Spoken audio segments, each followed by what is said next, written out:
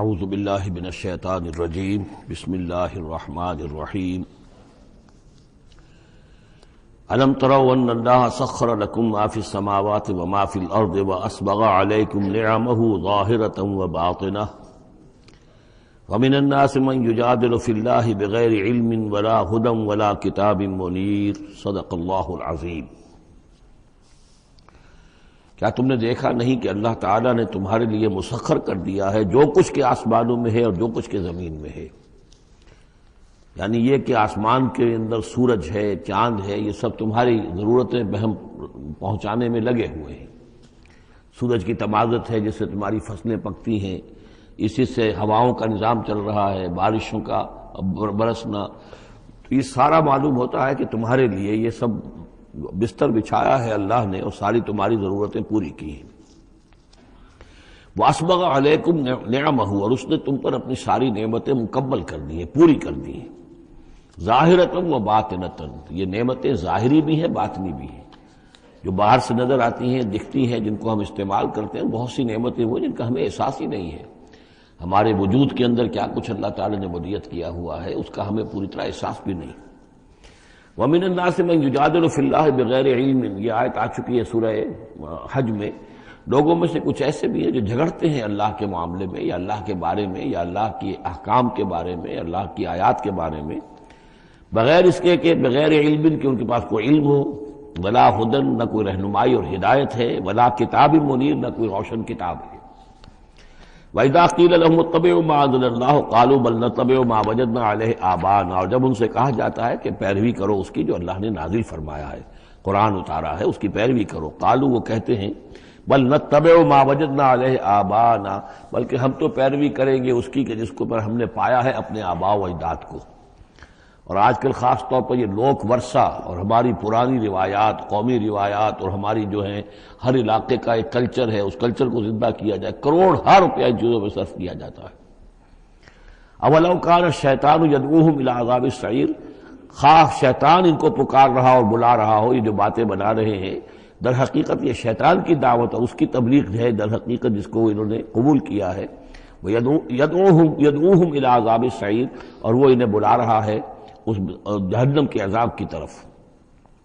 وَمَن يُسْلِمْ وَجْهَهُ إِلَى اللَّهِ وَهُوَ مُحْسِنٌ، اور جس شخص نے اپنا چہرہ اللہ کے سامنے جھکا دیا، تابع فرمان کر دیا اپنے چہرے کو الی اللہ، اللہ کی جانب، وَهُوَ مُحْسِنٌ، اور وہ احسان کی روش اختیار کرے، فَقَدِ اسْتَمْسَكَ بِالْعُرْوَةِ الْوُثْقَىٰ، تو اس نے تو مضبوط تھام لیا ہے مضبوط کنڈے کو، اس کا ہاتھ پڑ گیا ہے۔ یہ سورہ بقرہ میں بھی یہ الفاظ آئے تھے آیت الکرسی کے فوراً بعد۔ فَمَن يَكْفُرْ بِالطَّاغُوتِ وَيُؤْمِن بِاللَّهِ فَقَدِ اسْتَمْسَكَ بِالْعُرْوَةِ الْوُثْقَىٰ وَإِلَى اللَّهِ عَاقِبَةُ الْأُمُورِ، اور تمام معاملات کا انجام آخر کار اللہ ہی کے ہاتھ میں ہے، اللہ ہی تک اس کو لوٹا دیا جائے گا۔ وَمَن كَفَرَ فَلَا يَحْزُنكَ كُفْرُهُ، اور اے نبی جو کفر کر رہا ہے تو آپ اس کے کفر اور کفر کے لیے جو وہ بھاگ دوڑ کر رہا ہے اس سے آپ پریشان نہ ہو، دلگیر نہ ہو۔ الینا مرجعہم، میری طرف ان سب کو لوٹنا ہے، فننبئہم بما عملوا، ہم انہیں اچھی طرح بتا دیں گے، جتلا دیں گے جو کچھ کہ انہوں نے کیا تھا۔ ان اللہ علیم بذات الصدور، یقیناً اللہ تعالیٰ تو جو کچھ سینوں میں چھپا ہوا ہے اس سے بھی واقف ہے۔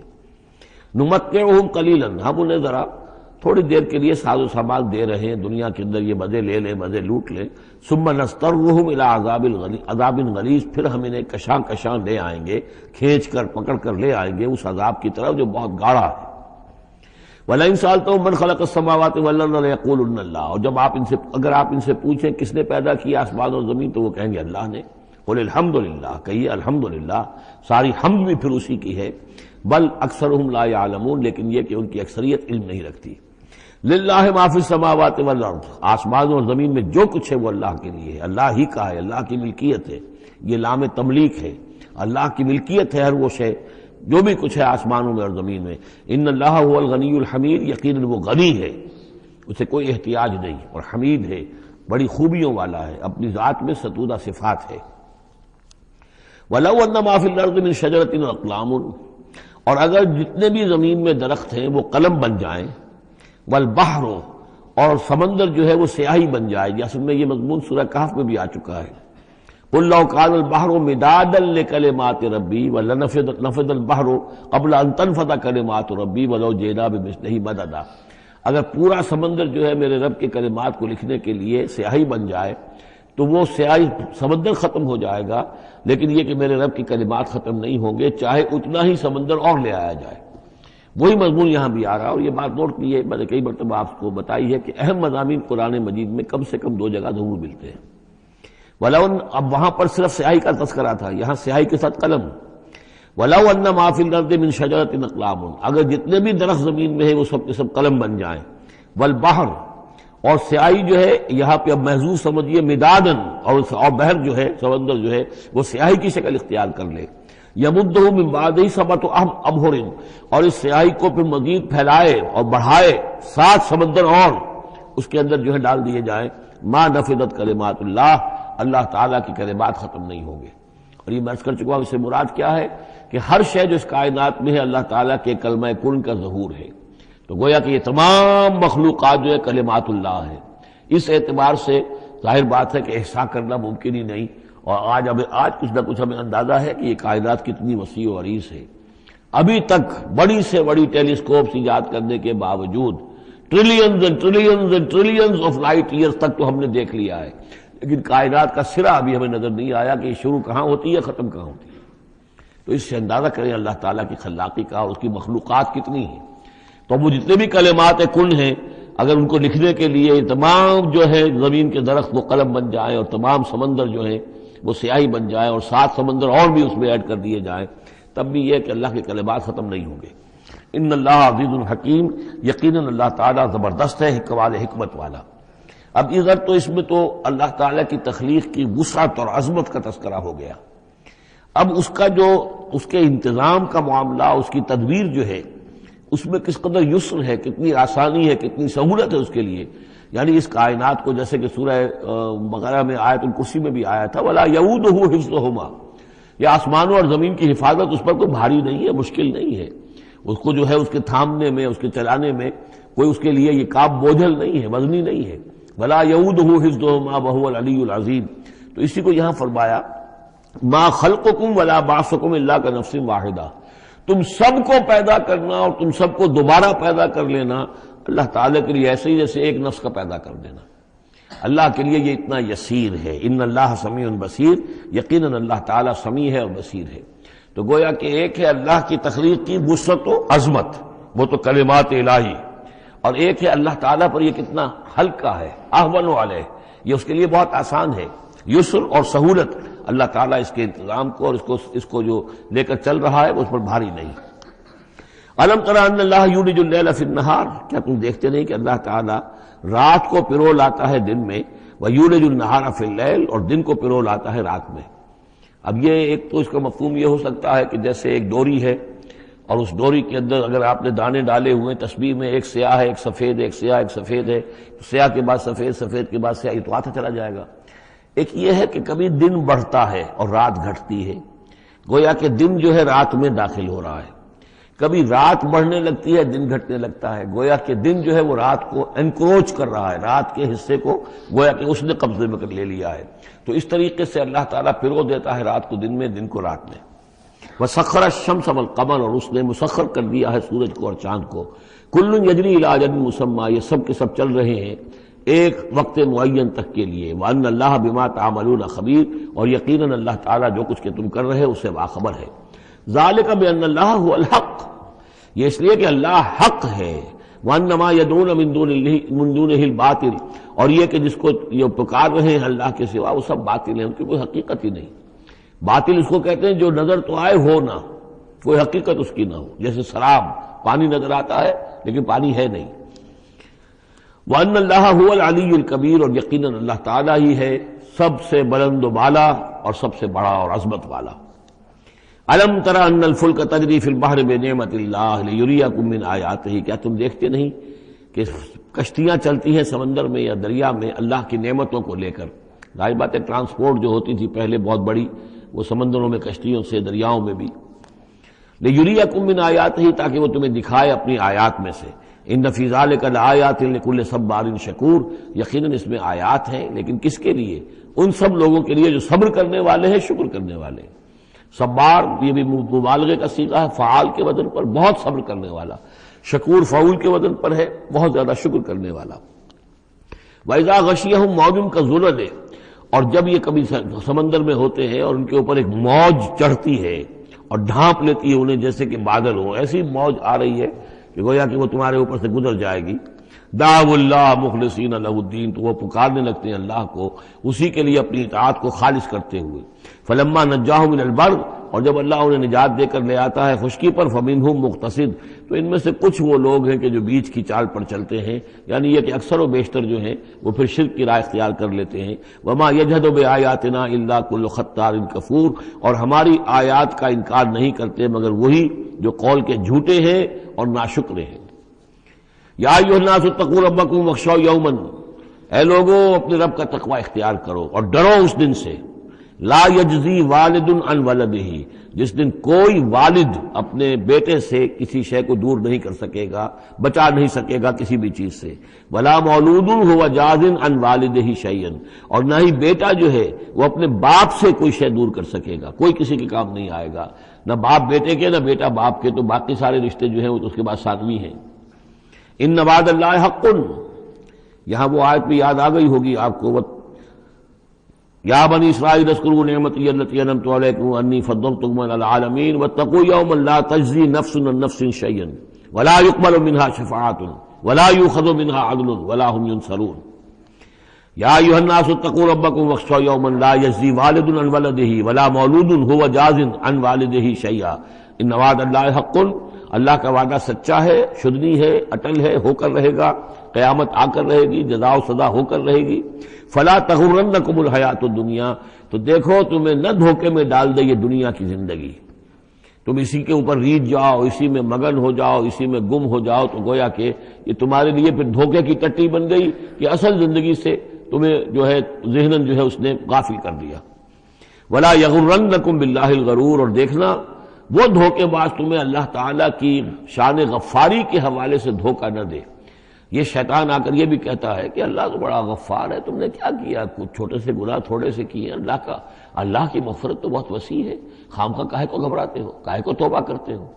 تو یہ جو ہے اللہ کی رحیمی، اللہ کی شان غفاری کا حوالے سے دھوکے میں دینا انسان کو۔ ولا یغرنکم باللہ الغرور ان اللہ عندہ علم الساعہ، اللہ ہی ہے کہ جس کے پاس ہے قیامت کا علم کہ قیامت کب آئے گی۔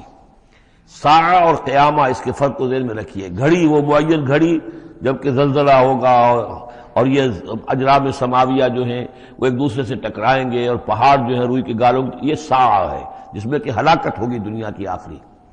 اور پھر باعث بادل موت کے بعد جو دن آنا ہے وہ قیامہ ہے۔ قیام کہتے ہیں کھڑے ہونے کو، اس دن کھڑے ہوں گے لوگ اور حاضر ہوں گے اپنے رب کے حضور میں۔ تو عام طور پر ہم قیامت کا لفظ جب بولتے ہیں تو ساعت کی جگہ پر بولتے ہیں۔ قرآن کی جو پرٹیکولر اپنی ٹرمینالوجی ہے اس میں یہ ساعہ ہے، وہ گھڑی کہ جس میں ہلچل ہوگی اور یہ جو بھی کچھ ہونا ہے جس کا کہ نقشہ کھینچا گیا، القاریہ والقاریہ وما ادراک ما القاریہ، یہ ہے الساعہ۔ لیکن پھر جب باعث بعد الموت کے بعد جب کھڑے ہونا ہے قبروں سے نکل کر اللہ کے حضور میں، تو یہ ہوگا قیامہ، کھڑے ہونے کا دن۔ ان اللہ عندہ علم الساعہ، وہ ساعت کب آئے گی اس کا علم صرف اللہ کے پاس ہے۔ وَيُنَزِّلُ الْغَيْثَ، وہی بارش برساتا ہے۔ وَيَعْلَمُ مَا فِي الْأَرْحَامِ، وہ جانتا ہے جو کچھ کے رحموں میں ہے، ماں کے پیٹ میں کیا ہے وہ جانتا ہے۔ وَمَا تَدْرِي نَفْسٌ، اور کوئی جان نہیں جانتی ماذا تکسب غدا، کہ کل وہ کیا کمائی کرے گی۔ وَمَا تَدْرِي نَفْسٌ، اور کوئی جان نہیں جانتی بِأَيِّ أَرْضٍ تَمُوتُ، کہ کس زمین میں اس کی موت واقع ہوگی۔ ایک شخص ہے اپنے ملک سے صرف چند دن کے لیے کہیں باہر گیا، وہیں انتقال ہو گیا، اسے کبھی گمان بھی نہیں ہو سکتا تھا۔ سال ہر سال سے کہیں مقیم ہے، وہاں موت نہیں آئی، اور کہیں گیا ہے اور وہاں موت آ گئی۔ تو کوئی نہیں جانتا کس زمین میں اس کی موت واقع ہوگی۔ ان اللہ علیم الخبیر، یقیناً اللہ تعالیٰ علیم اور خبیر ہے۔ یہ جو 5 چیزیں یہاں گنوائی گئی ہیں اس میں آج کل بڑا اشکال ہے، اور لوگ کہتے ہیں کہ یہ آپ پتہ چل جاتا ہے کہ ماں کے رحم میں جو ہے، ماں کے پیٹ میں بیٹا ہے یا بیٹی ہے۔ اس کے 2 اعتبار سے اس کو سمجھ لیجئے۔ اس آیت میں 5 چیزوں کا ذکر ہے۔ پہلی چیز میں حصر کا اسلوب ہے کہ یہ چیز صرف اللہ کو معلوم ہے، اگرچہ یہاں یہ نہیں لکھا ہوا ہے کہ اللہ کے سوا کوئی نہیں جانتا۔ پھر بھی چونکہ حصر کا اسلوب ہے، ان اللہ عندہ علم الساعہ، یقیناً اللہ ہی ہے جس کے پاس ہے قیامت کا علم، ساعت کا علم۔ اس میں بھی گویا کہ نفی ہو گئی کہ کوئی اور نہیں جانتا۔ دو آخری چیزوں میں بھی نفی ہے، وما تدری نفس ماذا تکسب غدا، کوئی نہیں جانتا کہ کل وہ کیا کمائے گا، اس میں بھی کیٹیگوریکل نفی ہے اس کی۔ وما تدری نفس بأی ارض تموت، یہ بھی پھر کیٹیگوریکل نفی ہے کہ نہیں کوئی جانتا، کوئی جان نہیں جانتی کہ کہاں اس کی موت واقع ہوگی۔ لیکن دو چیزیں جو ہے کیٹیگوریکل ڈینائل نہیں ہے۔ وَيُنَزِّلُ الْغَيْثَ، اللہ بارش برساتا ہے، یہ کہاں لکھا؟ نہ یہاں اس حصر کا اسلوب ہے، نہ یہ لکھا ہے کہ یہ کام جو ہے صرف اللہ کرتا ہے۔ اسی طرح یعلم ما فی الارحام، اللہ جانتا ہے جو کچھ کے رحموں میں ہے، اب یہ جو نہیں لکھا کہ کوئی اور نہیں جانتا۔ اس اعتبار سے قرآن مجید کے الفاظ جو ہیں ان کے اوپر تو اعتراض وارد ہو ہی نہیں سکتا۔ البتہ اعتراض اگر کچھ وارد ہوتا تو ایک حدیث پر ہوتا ہے۔ حدیث میں یہ آیا ہے کہ حضرت جبرائیل نے جب پوچھا تھا کہ مجھے قیامت کے بارے میں بتائیے، تو اس میں سے ایک روایت میں یہ الفاظ آئے ہیں کہ فی خمس لا یعلمہن الا اللہ، یہ قیامت کا علم جو ہے یہ تو ان 5 چیزوں میں سے ہے جنہیں اللہ کے سوا کوئی نہیں جانتا، اور وہاں حضور نے یہ ساری چیزیں گنوائی ہیں۔ اس کا جو ہے جواب وہ یہ ہے کہ رحم میں کیا ہے اس کا صرف ایک پہلو ہمیں معلوم ہوا ہے کہ وہ بیٹا یا بیٹی ہے، باقی جو کچھ ہے اس کے نہ معلوم کتنے پہلو ہیں، کتنا ذہین ہے، کس قدر فطین ہے، اس کے اندر کیا اوصاف ہے، اس میں کیا صلاحیتیں ہیں، شقی ہے یا سعید ہے، نیکوکار ہوگا بدکار ہوگا، کیا پتہ ہے، یا ہوگا یا ہوگی۔ تو اس سے یہ کہ اس کی جو حدیث کا بھی معاملہ ہے اس کی بھی جو ہے اس کی توجیہ موجود ہے، اس پہ کسی گھبرانے کی ضرورت نہیں ہے۔ ان اللہ علیم الخبیر، یقینا اللہ تعالی علیم اور خبیر ہے۔ سورۃ السجدہ، اب یہ سورہ مبارکہ آئی ہے، یہ 3 رکوعوں پر مشتمل ہے اور اس میں بڑا ردم بہت تیز ہے، اور یہ ذہن میں رکھیے گا کہ یہ حضور کی بہت محبوب صورتوں میں سے ایک صورت ہے، اس لیے کہ آپ کا یہ رواج، آپ کا یہ معمول تھا کہ آپ جمعے کے روز صبح فجر کی پہلی رکعت میں اس سورہ سجدہ کی تلاوت فرمایا کرتے تھے۔ تو جن صورتوں کے ساتھ حضور کو خاص طور پر کوئی تعلق خاطر تھا اضافی طور پر، تو اس کا ہمیں اسی سے اندازہ ہوتا ہے کہ نمازوں میں آپ جو زیادہ پڑھتے تھے، تو فجر کی نماز جمعے کے دن اس میں بالعموم آپ کا یہ معمول تھا کہ یہ سورہ سجدہ جو ہے پوری 3 رکوع پوری جو ہے وہ پہلی رکعت میں پڑھتے تھے، اور دوسری رکعت کے اندر سورۃ الدہر، یا پھر یہ کہ کبھی کبھی ایسا ہوتا تھا کہ پہلی صورت میں سورہ جمعہ اور دوسری میں سورہ منافقون، وہ 2 رکوعوں کی صورتیں ہیں، لیکن یہ جو ہے یہ صورت خاصی طویل ہے۔ الف لام میم تنزیل الکتاب لا ریب فیہ من رب العالمین، اس کتاب کا اتارا جانا ہے کہ جس میں کوئی شک نہیں، کوئی فریب نہیں، رب العالمین کی طرف سے ہے۔ ام یقولون افتراہ، کیا یہ کہتے ہیں کہ یہ محمد نے خود گھڑ لی ہے صلی اللہ علیہ وسلم، خود لکھ لی ہے؟ بل هو الحق من ربک، نہیں، یہ الحق ہے تیرے رب کی طرف سے۔ لتنذر قوما ما اتاهم من نذیر، تاکہ خبردار کر دیں آپ اے نبی اس قوم کو کہ جس کے پاس کوئی نبی پہلے نہیں آیا، کوئی خبردار کرنے والا نہیں آیا۔ حضرت اسماعیل سے لے کر اور حضرت محمد تک بڑے طویل عرصے تک کوئی نبی اس نسل میں نہیں آیا، اس قوم میں نہیں آیا۔ لعلہم یہتدون، آپ خبردار کریں انہیں شاید تاکہ وہ ہدایت پائیں، شاید کہ وہ ہدایت پائیں تاکہ وہ ہدایت پائیں۔ اللہ الذی خلق السماوات والارض وما بینہما فی 6 ایام، اللہ وہ ہے کہ جس نے پیدا کیا آسمانوں کو اور زمین کو اور جو کچھ ان دونوں کے مابین ہے 6 دنوں میں۔ ثم استوى علی العرش، پھر وہ متمکن ہو گیا تخت حکومت پر، تخت پر۔ ما لکم من دونہ من ولی، نہیں ہے تمہارے لیے اس کے مقابلے میں من ولی ولا شفیع، یہاں دون کا لفظ جو ہے مقابلے میں، اس کے خلاف، یعنی جب کہ وہ پکڑے تمہیں سزا دینا چاہے تو اس کے اس فیصلے کے کوئی آڑے نہیں آ سکتا، نہ کوئی ولی اور نہ کوئی شفیع۔ افلا تتذکرون، تو کیا تم تذکر نہیں کرتے، سمجھتے نہیں ہو، عقل سے کام نہیں لیتے۔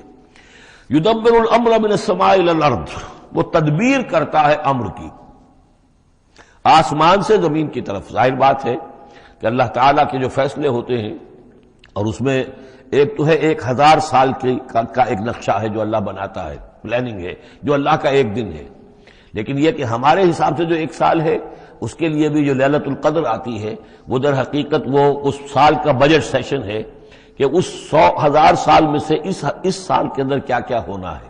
تو تو اس طریقے سے اللہ تعالیٰ کا جو عالمی حکومت کا نظام ہے اس میں اس طریقے کی پلاننگ ہے. یدبر الامر من السماء الی الارض، وہ تدبیر کرتا ہے اپنے امر کی آسمان سے زمین کی طرف. فرشتے اترتے ہیں احکام کو لے کر کہ اب یہ کام یہاں پر ہونے ہیں، یہ امپلیمنٹیشن ہونی ہے. ثم یعرج الیہ، پھر وہ چڑھتا ہے اس کی جانب. جب یہ کام ہو گئے تو رپورٹیں جو ہیں وہ اللہ تعالیٰ کی جناب میں پھر پیش ہونے کے لیے جا رہی ہیں. فی یومن، اور یہ سارا معاملہ ہے ایک دن میں. مقدارہ الف سنۃ مما تعدون، جس کی مقدار ہے تمہارے حساب سے جو تم گنتی کرتے ہو تو 1000 برس. اب یہ سورہ حج میں بھی یہ آیت آ چکی ہے، ان یومن عند ربک کالف سنۃ مما تعدون. تیرے رب کا ایک دن جو ہے وہ تمہارے حساب کے 1000 سال کے برابر ہے. اور یہاں پر بھی یہ آ گیا کہ یہ تدبیر امر کے سلسلے میں اس کائنات میں جو بھی اللہ تعالیٰ کا فیصلہ ہوتا ہے تو وہ ہر 1000 سال کے لیے اس کا ایک نقشہ بن جاتا ہے. ذالک عالم الغیب والشہادۃ، وہ ہستی ہے جاننے والی ہر چھپی چیز کی اور ہر سامنے کی چیز کی. العزیز، جو زبردست ہے، الرحیم، رحم فرمانے والی ہے. الذی احسن کل شیء، جس نے کہ جو شے بنائی، کل شیء خلقہ، جو شے بھی اس نے بنائی بہت خوبصورت بنائی، بہت عمدہ بنائی. اس کی خلقت میں کوئی نقص تم نہیں دکھا سکتے، کہیں کوئی کوتاہی نہیں دکھا سکتے. وبدأ خلق الانسان من طین، اور انسان کی تخلیق کا آغاز کیا گارے سے. یہ تخلیق کا آغاز تو گارے سے ہوا، یا تو یہ کہ وہ آدم کی تخلیق جو ہے وہ جو جن مراحل سے ہو کر گزری ہے اس کو ہم کئی دفعہ دیکھ چکے ہیں، یا جیسے کہ میں نے سورہ مومنون کے شروع میں عرض کیا کہ خود ہر انسان کی بھی جو تخلیق ہو رہی ہے اس کا بھی اصل تو جو ہے کہ باپ کے جسم میں جو نطفہ بن رہا ہے تو وہ بھی تو ظاہر بات ہے کہ زمینی جو غذا ہے اور وہ مٹی ہی کی کشید جو ہے وہی چیزیں ہیں کہ جس کے ذریعے سے وہ اس کا نطفہ بنتا ہے.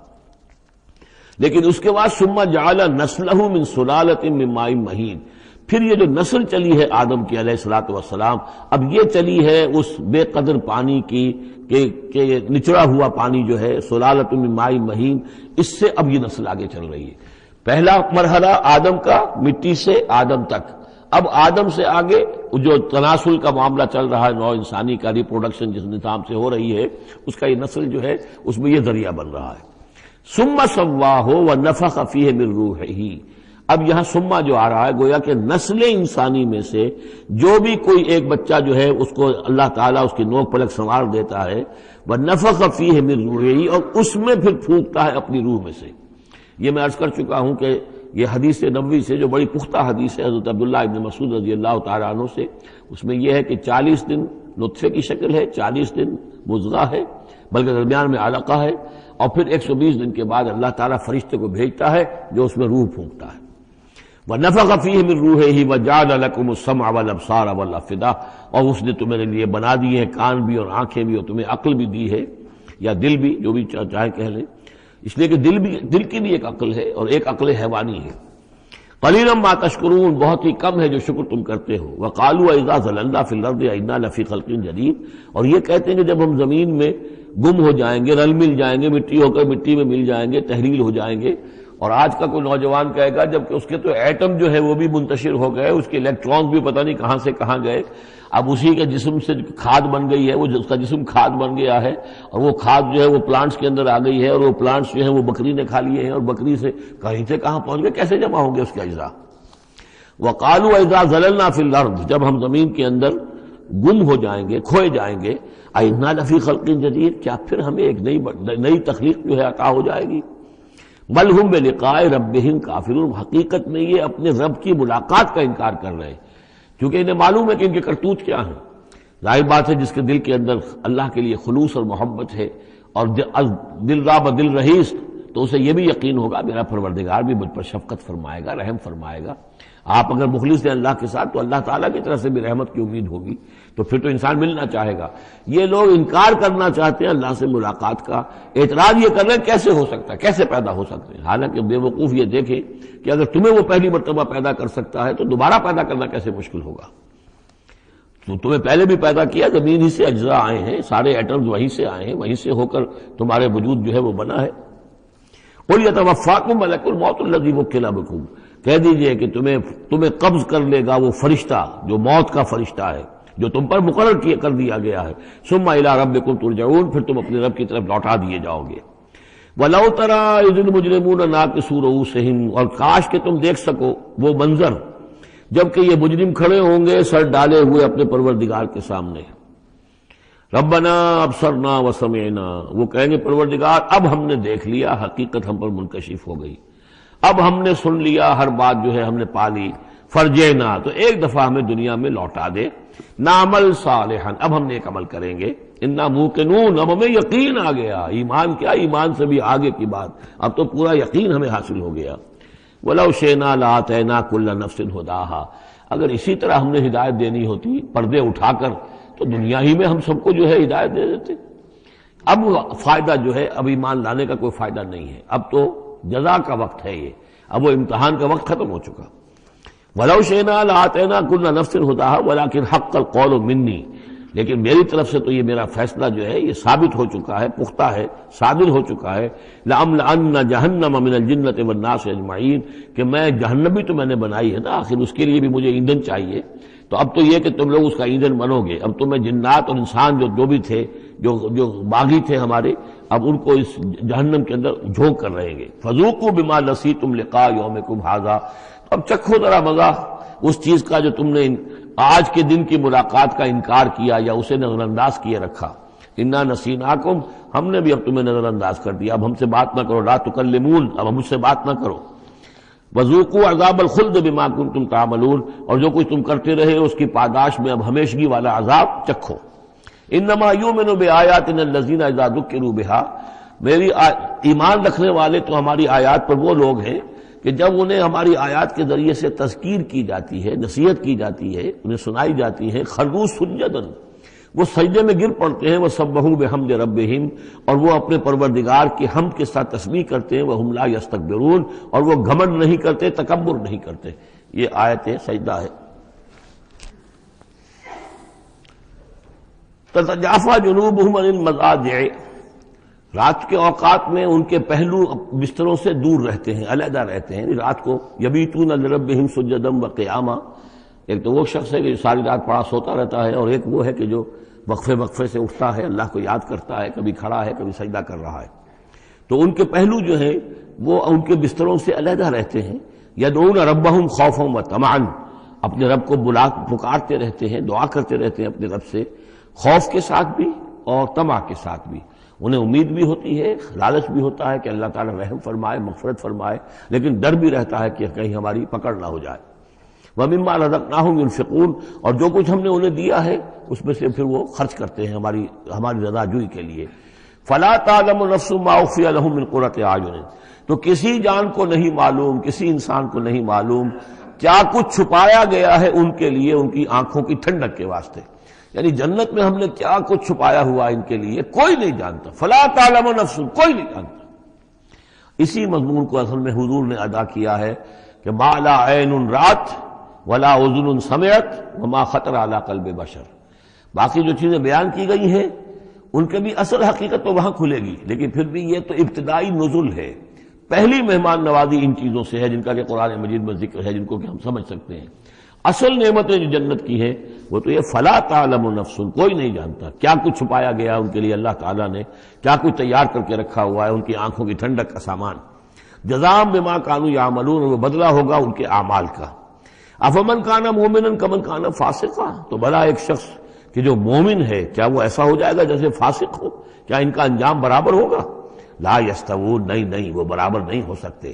اما الذین آمنوا وعملوا الصالحات، یقیناً وہ لوگ جو ایمان لائے اور جنہوں نے نیک عمل کیے، فلہم جنات المأویٰ، ان کے لیے تو وہ باغات ہیں جہاں ان کو ٹھکانہ دیا جائے گا۔ نزلا بما كانوا يعملون، اور یہ ہوگی ان کی ابتدائی مہمان نوازی۔ نزل عربی میں کہتے ہیں مہمان جیسے ہی آئے، نزیل اترا ہے وہ اپنی سواری سے، گھوڑے سے آیا ہے، اونٹ پر آیا ہے، آپ کے دروازے کے سامنے آ کر وہ اترا ہے، اونٹ کو بٹھایا ہے اس سے اترا ہے، یا آج کار سے اتر رہا ہے، تو اب یہ نزیل ہے اس وقت۔ اس نزیل کے لیے نزل فوری طور پر، موسم کے اعتبار سے ٹھنڈا ہے یا گرم ہے، آپ فوری طور پر لاتے ہیں، یہ نزل ہے۔ پھر وہ اب آپ کے پاس ٹھہر گیا ہے، آپ نے اس کے لیے کمرے کا بندوبست کیا ہے، وہ وہاں پر اس نے استراحت کی ہے، اب آپ نے اہتمام کے ساتھ اس کے لیے کھانا تیار کروایا، یہ ہے ضیافت، ضیف اب بنا ہے وہ، تو جیسے آیا ہے وہ نزیل ہے، اور جب گھر میں آپ کے ٹھہر گیا تو اب ضیف ہے، وہ پھر ضیافت ہوگی۔ تو وہ چیزیں جو ہیں مالا عین رات ولا اذن سمعت وما خطر علی قلب بشر، یہ اصل میں ضیافت خداوندی ہے، اور یہ نزل ہے جس کا ذکر قرآن مجید میں اس تفصیل سے آیا ہے۔ وَأَمَّا الَّذِينَ فَسَقُوا فَمَأْوَاهُمُ النَّارُ، اور جو لوگ سرکش تھے اور جنہوں نے نافرمانی کی تھی ان کا ٹھکانہ آگ ہے۔ كُلَّمَا أَرَادُوا أَن يَخْرُجُوا مِنْهَا، جب بھی وہ چاہیں گے کہ وہاں سے نکل بھاگیں، اعیدوا فیہا، پھر انہیں اسی میں لوٹا دیا جائے گا۔ وقیل لہم ذوقوا عذاب النار الذی کنتم بہ تکذبون، اور ان سے کہا جائے گا چکھو اب مزہ اس عذاب کا، آگ کے عذاب کا جس کو تم جھٹلاتے رہے تھے۔ وَلَنُذِيقَنَّهُم مِّنَ الْعَذَابِ الْأَدْنَىٰ دُونَ الْعَذَابِ الْأَكْبَرِ لَعَلَّهُمْ يَرْجِعُونَ۔ یہ ہے آیت نمبر 21 اس سورہ مبارکہ کی، اور آیت نمبر 41 تھی سورہ الروم کی۔ ظہر الفساد فی البر والبحر بما کسبت ایدی الناس لیذیقہم بعض الذی عملوا لعلہم یرجعون۔ ہم لوگوں کے کرتوتوں کے کچھ اعمال کی سزا دنیا میں دے دیتے ہیں، شاید کہ یہ جاگ جائیں، ہوش میں آ جائیں اور یہ لوٹ آئیں، پلٹ آئیں، توبہ کریں۔ یہاں فرمایا ہم لازماً انہیں چکھائیں گے مزہ چھوٹے عذاب کا، ادنا، عذاب الادنا، دون العذاب الاکبر، اس بڑے عذاب سے پہلے پہلے۔ لعلہم یرجعون، شاید کہ یہ جاگ جائیں، شاید کہ ہوش میں آ جائیں، شاید کہ لوٹ جائیں، شاید کہ توبہ کریں۔ یہ بات جو ہے آ چکی ہے کہ رسول جب بھی بھیجے جاتے تھے تو اللہ تعالیٰ کی طرف سے اس قسم کی تنبیہات کا سلسلہ آتا تھا تاکہ لوگ بیدار ہوں۔ وَمَنْ أَظْلَمُ مِمَّنْ ذُكِّرَ بِآيَاتِ رَبِّهِ ثُمَّ أَعْرَضَ عَنْهَا، اس سے بڑھ کر ظالم کون ہوگا جس کو نصیحت کی گئی اب اس کے رب کی آیات کے حوالے سے پھر بھی اس نے اعراض کیا۔ یعنی ایک تو نصیحت کوئی کر رہا ہے، وہ اپنا جو فلسفہ بھگار رہا ہے یا کوئی اپنی عقل لڑا رہا ہے، اپنی منطق لڑا رہا ہے، ایک یہ کہ اللہ کی آیات کے ذریعے سے تذکیر کر رہا ہے، پھر بھی اس سے اعراض کرے۔ ثم اعرض عنها انا من المجرمین منتقمون، ایسے مجرموں سے تو ہم انتقام لے کر رہیں گے۔ وَلَقَدْ آتَيْنَا مُوسَى الْكِتَابَ فَلَا تَكُنْ فِي مِرْيَةٍ مِّن لِقَائِهِ، اور ہم نے موسیٰ کو کتاب دی تھی، اور یہ جملہ متردہ بیچ میں آیا ہے کہ اے نبی آپ بالکل شک میں نہ رہیے اس کی ملنے سے یا اس کی ملاقات کے۔ اس کا ایک ترجمہ یہ کیا گیا ہے کہ شب معراج میں حضرت موسیٰ سے بھی حضور کی ملاقات ہوئی تھی، تو اس کی طرف اشارہ ہے کہ آپ کی جو ملاقات ہوئی تھی وہ موسیٰ ہی سے ہوئی تھی، اس میں کوئی شک نہ کیجیے۔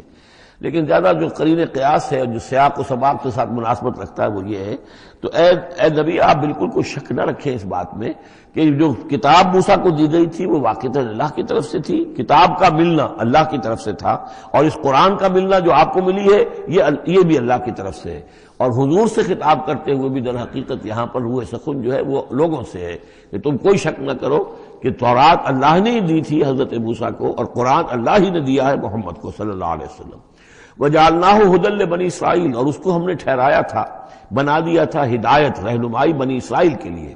وَجَعَلْنَا مِنْهُمْ أَئِمَّةً يَهْدُونَ بِأَمْرِنَا لَمَّا صَبَرُوا، اور ان میں سے پھر ہم نے ایسے امام اٹھائے، پیشوا اٹھائے، رہنما اٹھائے کہ جو لوگوں کو ہمارے حکم سے وہ ہدایت کرتے تھے، رہنمائی کرتے تھے، تورات کی تعلیم کرتے تھے، تورات سمجھاتے تھے، نیکی کا حکم دیتے تھے، امر بالمعروف نہی منکر کرتے تھے۔ لما صبروا، لیکن یہ کام وہ کر سکتے تھے جب خود صبر کی روش اختیار کر لیں۔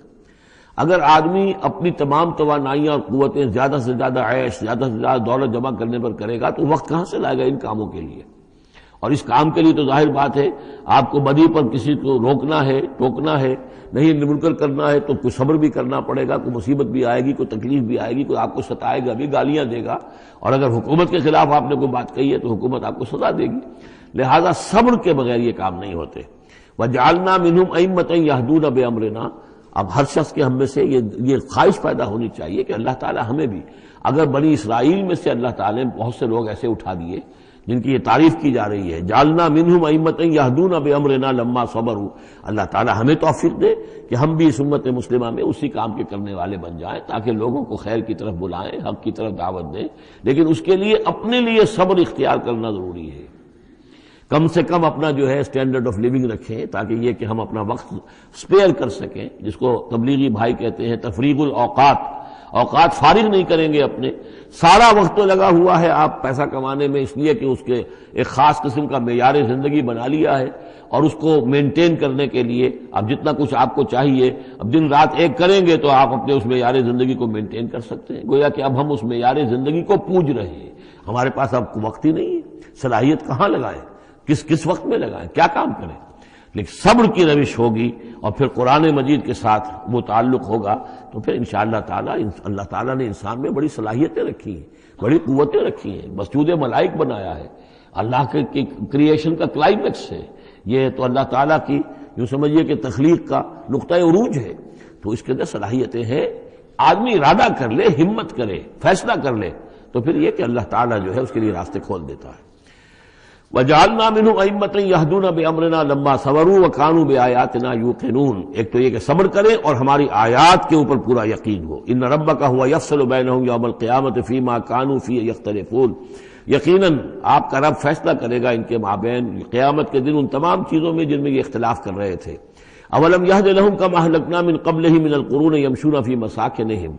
کیا ان کے لیے یہ بات کافی نہیں ہوئی ان کی رہنمائی کے لیے، ان کو سبق دکھانے کے لیے کہ ان سے پہلے ہم نے کتنی ہی بستیوں کو اور کتنی ہی نسلوں کو جو ہے ہلاک کیا ہے، کہ وہ جو پھرتے تھے اپنی انہی مساکن میں، اپنے شہروں میں، اور ایک مفہوم یہ کہ جن میں اب یہ پھر رہے ہیں، یہ جاتے ہیں اور سمود کی بستیوں کے پاس سے گزرتے ہیں. اور آج ہی بتایا گیا ہے کہ اخبار میں وہ خبر آئی ہے کہ کچھ برطانوی سیاست جو ہے وہ محققین، انہوں نے وہ ڈیڈ سی میں اس کے ساحل کے ساتھ ہی اور پانی کے نیچے وہ آثار موجود ہیں اس شہر کے کہ جس کی طرف حضرت لوط علیہ السلام کو بھیجا گیا تھا. تو خبر میں یہ ہے کہ قرآن اور تورات کی جو بات ہے اس کی تصدیق ہو گئی ہے، لیکن وہ بستی جو ہے میرا گمان یہی تھا کہ وہ جو ہے اصل میں سمندر کے اندر آ چکی ہے، اور شاید اسی لیے ڈیڈ سی اس کا نام ہو کہ پورے شہر جو ہے بڑے ہوئے وہ اس کے اندر دھنس گئے ہیں، اور گویا کہ سب کے سب اسی کے اندر جو ہے ان کی قبر بن گئی ہے، وہ پانی کی قبر کے اندر وہ دفن ہوئے ہیں. بہرحال یہ تمام چیزیں جو ہے تم پھرتے ہو، آتے ہو، جاتے ہو، انہی لوگوں کے مساکن کے اندر تم پھر رہے ہو. ان فی ذلک لآیات فلا یسمعون. اس میں یقیناً نشانیاں ہیں، تو کیا تم عقل سے کام نہیں لیتے، سنتے نہیں ہو؟ اولم یروا انا نسوق الماء الی الارض الجرز. کیا انہوں نے دیکھا نہیں کہ ہم پانی کو ہانک کر لے جاتے ہیں ایک ایسی زمین کی طرف جو چٹیل پڑی ہے، بے آب و گیا ہے. فنخرج به زرعا تاکل منه انعامهم وانفسهم. پھر ہم اس کے ذریعے سے اس پانی میں کھیتی اگا دیتے ہیں کہ جس میں سے کھاتے ہیں ان کے مویشی بھی اور خود یہ بھی. افلا یبصرون. تو کیا یہ دیکھتے نہیں ہیں؟ وَيَقُولُونَ مَتَىٰ هَٰذَا الْفَتْحُ إِن كُنتُمْ صَادِقِينَ. اور وہ یہ کہتے ہیں کب ہوگا یہ فیصلہ، اگر تم سچے ہو تو بتاؤ اے مسلمانوں، یہ قیامت یا عذاب یہ کب آئے گا؟ قُلْ يَوْمُ الْفَتْحِ لَا يَنفَعُ الَّذِينَ كَفَرُوا إِيمَانُهُمْ. کہہ دیجئے وہ جو فیصلے کا دن ہوگا پھر اس دن کافروں کا ایمان لانا ان کے لیے ہرگز مفید نہیں ہوگا.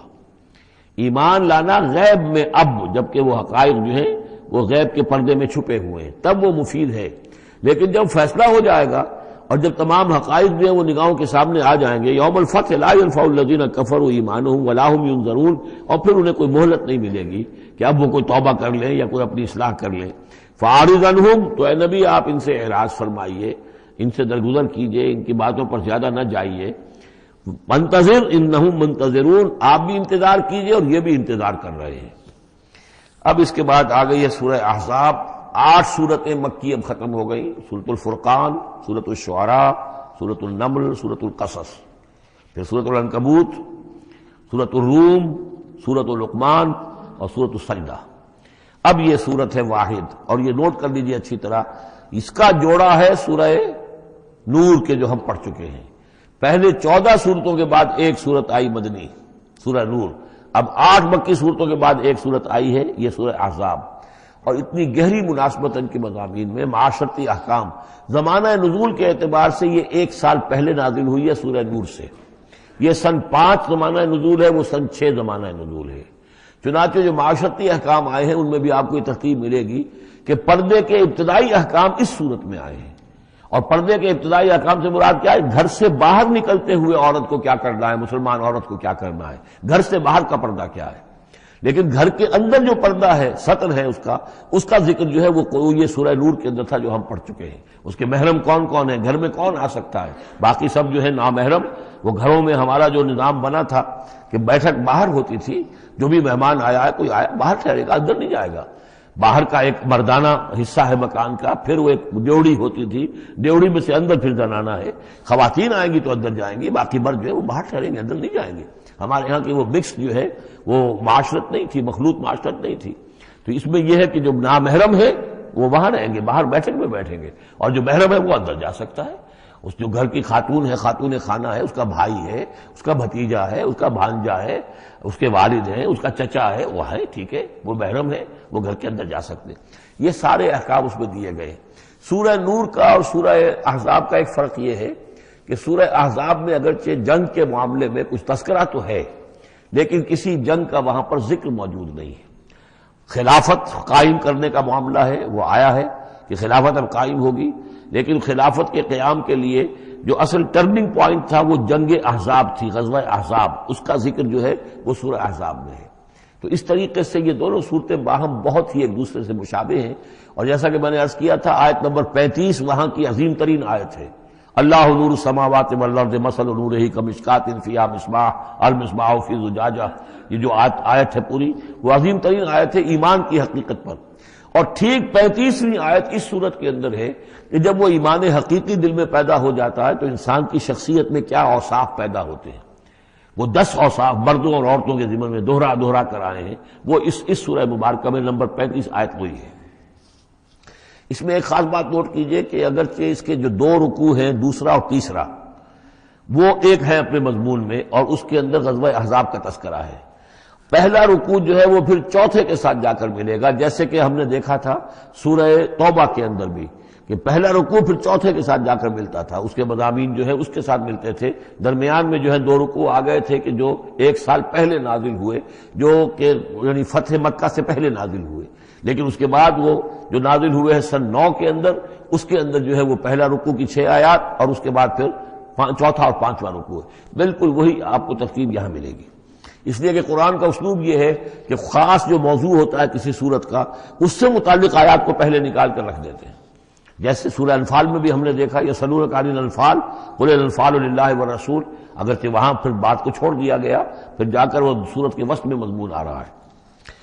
اس میں ایک خاص جو مضمون آیا ہے وہ یہ ہے کہ حضور صلی اللہ علیہ وسلم نے جو شادی کی حضرت زینب سے رضی اللہ تعالی عنہ، حالانکہ حضرت زینب جو ہے اس سے پہلے حضور ہی کی فرمائش پر ان کی شادی کی گئی تھی حضرت زید ابن حارثہ سے۔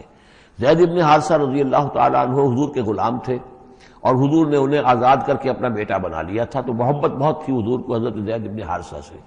لیکن یہ ہے کہ ایک تو منہ بولا بیٹے کی کا قرآن میں نفی آ گئی کہ منہ بولے بیٹے کی کوئی حیثیت نہیں ہے، اسلام میں اس کی کوئی قانونی اور شریعت کے اندر اس کا کوئی مقام نہیں، بیٹا تو وہی ہے کہ جو آپ کے صلب سے ہے۔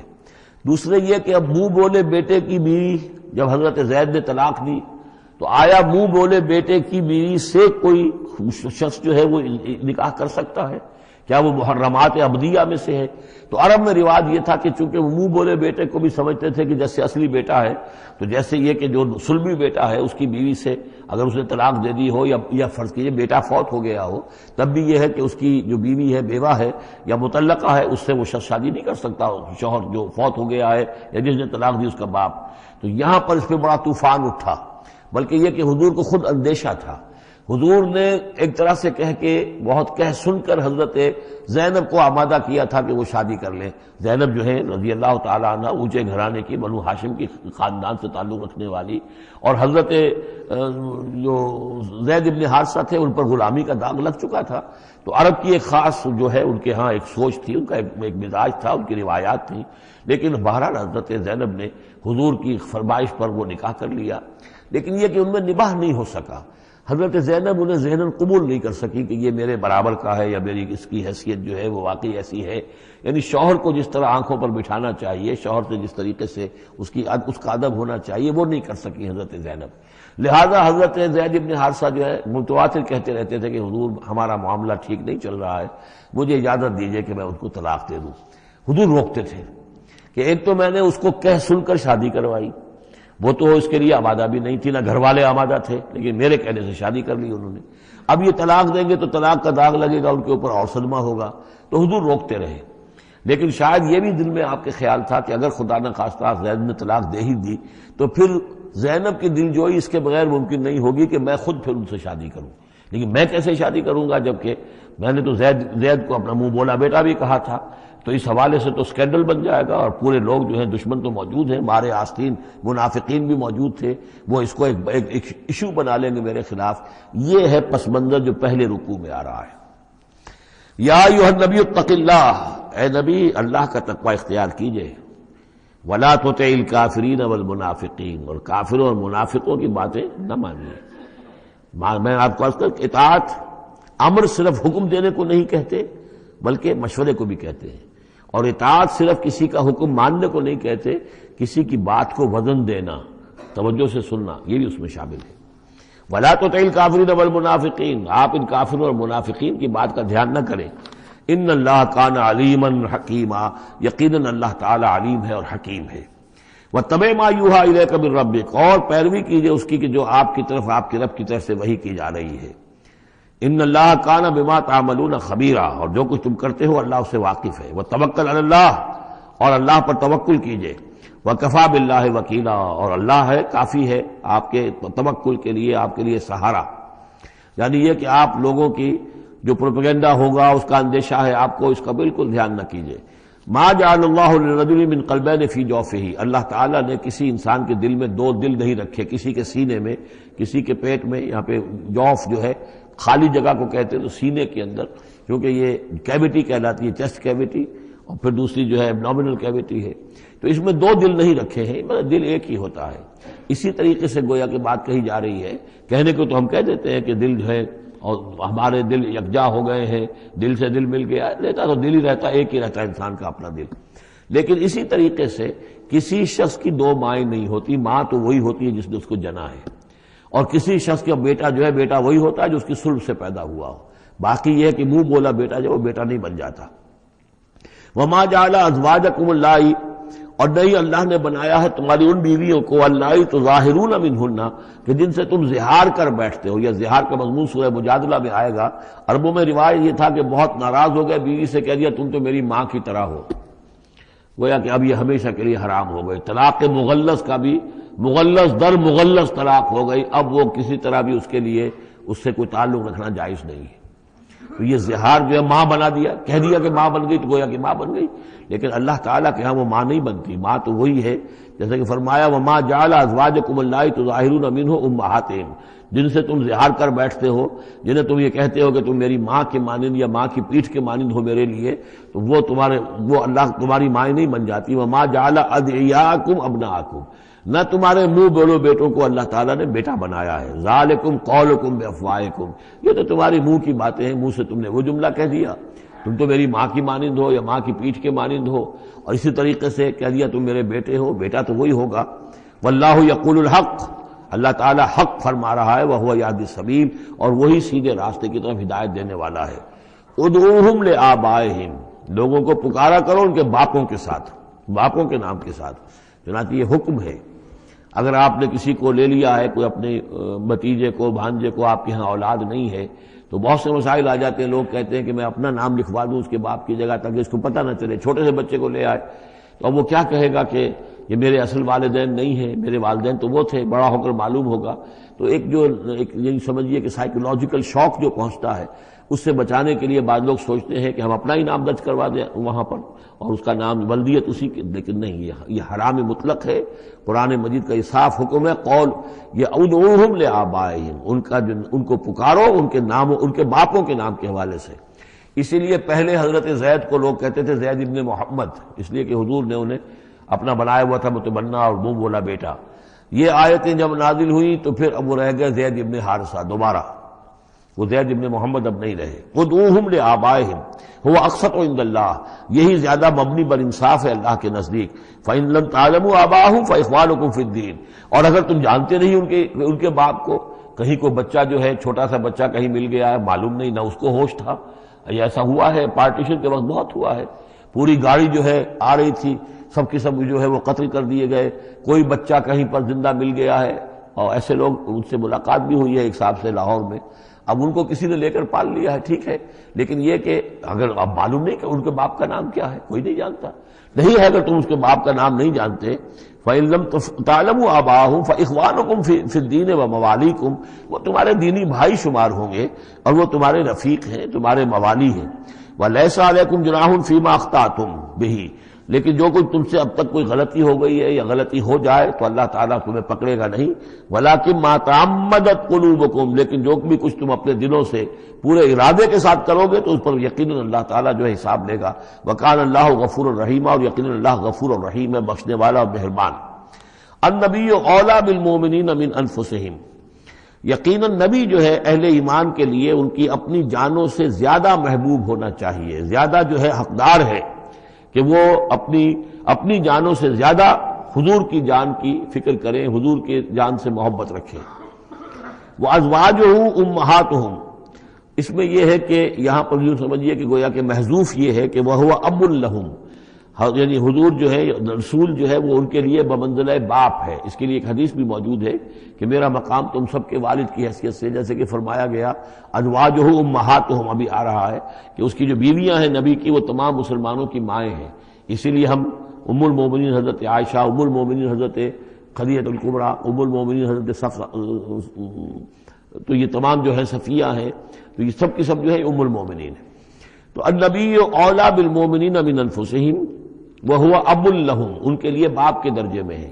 بلکہ یہ کہ یہ بعض جو ابتدائی قاری تھے وہ تو اس کے ساتھ پڑھتے بھی تھے اس کو، وازواجہ امہاتہم، اور اس کی بیویاں جو ہے وہ ان کی ماؤں کا درجہ رکھتی ہے۔ واولو الارحام بعضهم اولی ببعض فی کتاب اللہ، باقی یہ ہے کہ جو رحمی رشتے ہیں، جو سگے بہن بھائی ہیں، رحمی جن کے رشتے ہیں، وہ اللہ کی کتاب میں، شریعت میں وہ ایک دوسرے سے قریب تر ہیں۔ یہ الفاظ آ چکے ہیں سورہ انفال کی بھی آخری آیت کہ جو اپنے بھائیوں کے ساتھ جو بھی بھلا سلوک کرو۔ انصاری اور مہاجر بھائی بن گئے تھے، انہوں نے اپنی زندگی میں اپنے گھر تقسیم کر دیے یا اپنی دکانیں تقسیم کر دی، وہ ٹھیک ہے۔ زندگی میں جو بھی تم چاہو، الا ان تفعلوا الی اولیاءکم، تم اپنے بندوں کے ساتھ جو خیر بھی کرنا چاہو اپنے بھائیوں اور دوستوں کے ساتھ کرو، لیکن وراثت میں ظاہر بات ہے منہ بولے بھائی کا کوئی حصہ نہیں، منہ بولا بیٹے کا کوئی حصہ نہیں۔ اور وہ جو بنا دیے گئے تھے انصاری اور مہاجر آپس میں بھائی بھائی، وہ بھائی چارہ جو ہے وہ بھی وراثت کے اندر نہیں چلے گا۔ وراثت جو ہے وہ تو جو اصل رحمی رشتے ہیں انہی میں ہے۔ وَأُولُو الْأَرْحَامِ بَعْضُهُمْ أَوْلَىٰ بِبَعْضٍ فِي كِتَابِ اللَّهِ مِنَ الْمُؤْمِنِينَ وَالْمُهَاجِرِينَ، اہل ایمان اور مہاجرین، ان سب کا معاملہ یہی ہے۔ إِلَّا أَن تَفْعَلُوا إِلَىٰ أَوْلِيَائِكُمْ مَعْرُوفًا، ہاں تم اپنے دوستوں کے ساتھ کوئی نیک سلوک کرو، بھلائی کرو، ان کو کچھ اپنے زندگی کے اندر تم اگر کچھ ہبہ کرنا چاہتے ہو ہبہ کر سکتے ہو، یہ سارے کام ہو سکتے ہیں، لیکن قانون اور شریعت اور وراثت اس میں ان کا کوئی حصہ نہیں۔ کان ذالک فی الکتاب مستورا، یہ تمام چیزیں جو ہے کتاب میں پہلے سے لکھی ہوئی ہیں۔ اس لیے بھی کہ یہ چیزیں جو آ چکی ہیں، اول تو یہ کہ تورات میں بھی ہوں گی، لیکن سورہ نساء میں بھی یہ باتیں آ چکی ہیں، اسی طریقے سے سورہ انفال میں بھی آ چکی ہیں۔ وَإِذْ أَخَذْنَا مِنَ النَّبِيِّينَ مِيثَاقَهُمْ، اور ذرا یاد کرو جب کہ ہم نے لیا تھا انبیاء سے ایک میثاق۔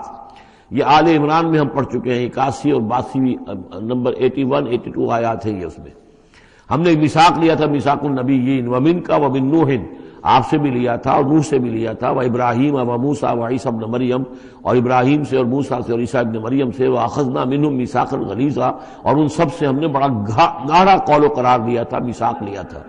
یہ ذکر ہو چکا ہے سورہ آل عمران میں۔ اور یہاں بھی نوٹ کیجئے، اگر ہم یہ نہ مانیں کہ یہ ارواح کا معاملہ ایک علیحدہ وجود ہے اور یہ پہلے پیدا کر دیے گئے تھے، تو میثاق کب لیا گیا؟ ان سب کو کیسے جمع کیا گیا؟ وہ تو ایک میثاق الست جو ہے تمام ارواح سے لیا گیا، الست بربکم۔ پھر ان میں سے جو وہ تھے جنہیں نبوت ملنے والی تھی، روح محمدی بھی موجود تھی اور روح ابراہیم بھی تھی، روح عیسیٰ بھی تھی، یہ ساری ارواح تھی، ان سے پھر ایک ایڈیشنل جو میثاق لیا گیا۔ وہ ظاہر بات ہے کہ جب تک کہ آپ روحانی وجود کا علیحدہ سے ہونا اس کو تسلیم نہیں کرتے، تو قرآن مجید کے یہ سارے مضامین جو ہیں پھر کہیں گے استعارہ ہے، تو استعارہ رہ جائے گا، پھر کوئی حقیقت ثابت نہیں رہے گی۔ لِيَسْأَلَ الصَّادِقِينَ عَنْ صِدْقِهِمْ، تاکہ اللہ تعالیٰ پوچھ لے سچوں سے ان کے سچ کے بارے میں، اور گویا کہ آگے محذوف ہے وَالْكَاذِبِينَ مِنْ كِذْبِهِمْ، اور جو جھوٹے ہیں ان سے ان کے جھوٹ کے بارے میں سوال کر لے، تاکہ اللہ تعالیٰ پوری طرح پوچھ گچھ کر لے سچوں سے ان کے سچ کے بارے میں۔ وَعَدَّ لِلْكَافِرِينَ عَذَابًا أَلِيمًا، اور یقیناً اس نے کافروں کے لیے ایک بہت دردناک عذاب تیار کیا ہوا ہے۔ یہ پہلا رکوع یہاں پر ختم ہو گیا، یہ 8 آیات کا ہے۔ اس کے بعد اب یہ مضمون چلے گا 2 رکوعوں کے بعد چل کر، دوسرے تیسرے کے بعد چوتھے رکوع کے ساتھ۔ ابھی یہ صرف اس کی تمہید ہے کہ اے نبی آپ ان کافروں کا اور منافقین کا کوئی اسکینڈل بن جائے گا، کوئی یہ ہو جائے گا، کوئی وہ ہو جائے گا، اس کو اپنے ذہن سے بالکل نکال دیجئے۔ جو اللہ کا حکم ہے اس کے اوپر عمل کیجئے۔ آپ کے لیے وہ نکاح کرنے میں قطعاً کوئی قباحت نہیں ہے، اور اللہ تعالیٰ نے تو گویا کہ آپ کو حکم دے دیا، اس لیے کہ وہ آ جائے گا کہ ہم نے تو وہ شادی آپ کی کر دی ہے، ہمارے حکم سے یہ حضرت زینب کے ساتھ آپ کا نکاح جو ہے طے پا چکا ہے۔ اس کے بعد 2 رکوع جو ہے ان میں ذکر ہو رہا ہے غزوہ احزاب کا۔ ہمارے پاس چند منٹ ہیں تو غزوہ احزاب کا جو تاریخی پس منظر ہے وہ میں بیان کر دیتا ہوں، باقی اس سے آگے ہم پڑھیں گے انشاءاللہ تعالی کل۔ یہ غزوہ ہوا ہے سن 5 میں، اور اس کے لیے جو ہے بڑا اہتمام ہوا ہے۔ سب سے پہلے تو یہ کہ بنو نذیر جو نکال دیے گئے تھے مدینے سے اور وہ پھر جا کر خیبر وغیرہ میں آباد ہو گئے تھے، اب انہیں مدینے کی یاد آتی تھی، انہیں ستاتی تھی یاد مدینے کی، وہ واپس آنا چاہتے تھے، وہ چاہتے تھے کہ مسلمانوں سے انتقام لے۔ تو انہوں نے پھر یہ ہے، اور اس میں خاص طور پر وہ ابو عامر راہب جس کا تذکرہ ہم پڑھ چکے ہیں سورہ توبہ کے اندر، انہوں نے جو ہے بڑی محنت کر کے ایک طرف قریش کو آمادہ کیا کہ وہ حملہ کریں، دوسری طرف یہ ہے کہ جو نجد کے قبائل تھے غطفان وغیرہ ان کو آمادہ کیا۔ تو یہ ایک گویا سمجھیے کہ متحدہ محاذ بن کر ایک گرینڈ آرمی جو ہے وہ آئی، 12,000 کی فوج، جو عرب میں یوں سمجھیے کہ یہ کوئی انہونی سی بات تھی کہ کوئی اتنی بھی قوت، وہ شمال سے بھی آئے، جنوب سے بھی آئے، اور مغرب سے بھی آئے، مشرق سے بھی آئے۔ اس کا نقشہ تو بعد میں جب ہم پڑھیں گے تو کھل جائے گا۔ اب انہوں نے آ کر گھیر لیا مدینے کو، محاصرہ کر کے پڑ گئے۔ اتنی بڑی فوج حضور کے پاس کل اس وقت جو تعداد بنتی تھی 3,000 کی تھی مدینے کے اندر، جن میں کہ منافقین بھی تھے۔ اور دوسری یہ کہ عقب میں وہ بنو قریظہ بھی موجود تھے، ایک قبیلہ بڑے طاقتور قبیلہ تھا، بڑا قبیلہ تھا، ان کی گڑھیاں تھیں، ان کے قلعے تھے، وہ موجود تھے۔ اب پیچھے وہ موجود ہیں، اندیشہ ہے کہ کہیں وہ غداری کریں، جیسے کہ اس سے پہلے بنو قینقاع نے کی یا بنو نذیر نے کی، اس وقت وہ غداری کریں گے، اور اس کی خبریں بھی مل گئی تھی کہ سلسلہ جنبانی ہو چکا ہے اور باہر سے وہ لشکر آ گیا ہے۔ دو طرف مدینے کے حرات ہیں، چٹانیں ہیں لاوے کی، سیاہ پتھر ہیں اور چکنے ہیں، ان کے اوپر نہ اونٹ چل سکتا ہے اور نہ گھوڑا دوڑ سکتا ہے۔ تو وہ جو حرات ہیں مدینے کے دو طرف، وہ تو گویا کہ ایک اللہ تعالیٰ کی طرف سے ایک نیچرل پروٹیکشن جو ہے مدینہ کو ملی ہوئی ہے۔ اب دو طرف جو رہ گئے تو اس میں پیچھے تھے یہ عقب میں جو ہے یہ بنو قریظہ کی گڑھیاں تھیں، اور سامنے کا علاقہ تھا کہ جہاں سے لشکر آ کر جو ہے انہوں نے جو حملہ کرنا تھا۔ تو پھر حضرت سلمان فارسی کے مشورے پر جب یہ مشورہ کیا حضور نے کہ اب اس طرح کیا کیا جائے، اتنا بڑی فوج آ گئی ہے، تو انہوں نے پھر بتایا کہ ہمارے ہاں یہ ایران میں یہ رواج ہے کہ جب اس طرح کی سچویشن ہو تو کھلے میدان میں جا کر لڑنے کی بجائے ہم خندق کھود لیتے ہیں، تاکہ اس خندق کے اندر سے ہو کر پھر یہ ہے کہ جو بھی چھلانگ مار کے آئے گا خندق میں سے اس کو عبور کر کے آئے گا تو ان کے ساتھ مقابلہ کرنا آسان ہے، ایک ایک کر کے آئیں گے، 10-10 آئیں گے، ایک دم پورا لشکر جو ہے دوڑ کر جو ہے کیولری ان کی جو ہے گھوڑے دوڑا کر تو نہیں آ سکتے۔ تو اس حوالے سے پھر خندق کھودی گئی، بہت ہی یعنی رسد کم تھا، فاقے لوگوں کو ہو رہے تھے، 2-2 3-3 دن کے کھانے کو کچھ نہیں ملا، سردی شدید تھی۔ اس موسم میں پھر طے ہوا کہ خندق کھودو، تو مسلمان خندق بھی کھود رہے تھے، اور اسی دوران یہ خبر بھی مل گئی کہ بنو قریظہ بھی بغاوت پر اور بدعہدی پر آمادہ ہیں۔ یعنی ہر اعتبار سے یہ سمجھ لیجئے کہ اللہ تعالیٰ نے اہل ایمان کے صبر اور امتحان کے لیے ایک بہت ہی سخت خوفناک صورت پیدا کر دی۔ اگرچہ اس کے بعد ہوا کیا، اس میں یہ ہے کہ ایک حضرت نعیم تھے ابو مسعود الاشجعی، نعیم بن ابن مسعود اشجعی، انہوں نے ایک بڑی تدبیر کی، حضور سے آ کر اجازت بھی دی، اشجعی قبیلے کے تھے، وہ باہر کے تھے، مدینے کے نہیں تھے، کہ حضور اگر آپ مجھے اجازت دیں تو میں ان کے مابین کچھ آپس میں بد اعتمادی پیدا کر دوں۔ بنو قریظہ کے پاس گئے کہ دیکھو تم یہاں رہتے ہو، یہ تو باہر سے آئے ہیں، فرض کریں چلیے آپ یہ سمجھتے ہیں کہ وہ جیت جائیں گے اور محمد اور ان کے ساتھیوں کو تم ختم کر دو گے، لیکن یہ بھی سوچو کہ اگر برعکس ہو گیا 10%، 20%، 30% کوئی امکان ہے کہ نہیں، تو تم کیا کرو گے؟ تمہیں تو یہاں رہنا ہے، پھر محمد کے ساتھ پھر تمہارا معاملہ ہوگا، اور ہو سکتا ہے کہ وہ چھوڑ کر چلے جائیں پھر۔ تو تم ایسے کرو کہ ان سے مانگو کہ کچھ لوگ ہاسٹیجز تمہیں دیں اپنے، تاکہ ان کو یقین یہ رہے، تمہیں یقین رہے کہ وہ اپنے وعدے سے پھریں گے نہیں، جو بھی وعدہ انہوں نے کیا ہے تمہارے ساتھ مدد کرنے کا، اور تمہارا جو اندر سے تم مسلمانوں پر حملہ کرو گے تو جو کچھ بھی ان کے وعدے وہ پورے کریں گے۔ انہوں نے کہا بات تو ٹھیک ہے، یہ نعیم جو کہہ رہا ہے یہ بات صحیح ہے۔ تو انہوں نے وہ مطالبہ کیا ان سے، قریش سے، اور وہ جو لشکر باہر پڑے ہوئے تھے 12,000 کے، کہ آپ اپنے کچھ آدمی ہمارے پاس بھیجیے تاکہ ہمیں اعتماد رہے، ہمارے پاس وہ رہیں گے ہاسٹیجز کی حیثیت سے، کہ ہمیں یقین رہے کہ آپ اپنی بات پوری کریں گے۔ ادھر سے جا کے ان سے کہا کہ وہ تم ان کے اوپر کیسے اعتماد کر رہے، وہ تو تمہارے اوپر اعتماد ہی نہیں کرتے، تم سے آدمی مانگ رہے ہیں۔ اور اس طریقے سے ان کے مابین جو ہے وہ ایک فرکشن پیدا کر دی، بد اعتمادی پیدا کر دی۔ ایک تو یہ تدبیر ہوئی، دوسرے یہ کہ سب سارے امتحان پورا ہو گیا اور دودھ کا دودھ پانی کا پانی جدا ہو گیا، اہل ایمان بھی ثابت ہو گئے، ثابت قدم یہ لوگ ہیں، اور منافقین کا بھی جو خبث باطن تھا ان کی زبانوں پر آ گیا، اور معلوم ہو گیا کہ ان کے دلوں کے اندر نفاق ہے۔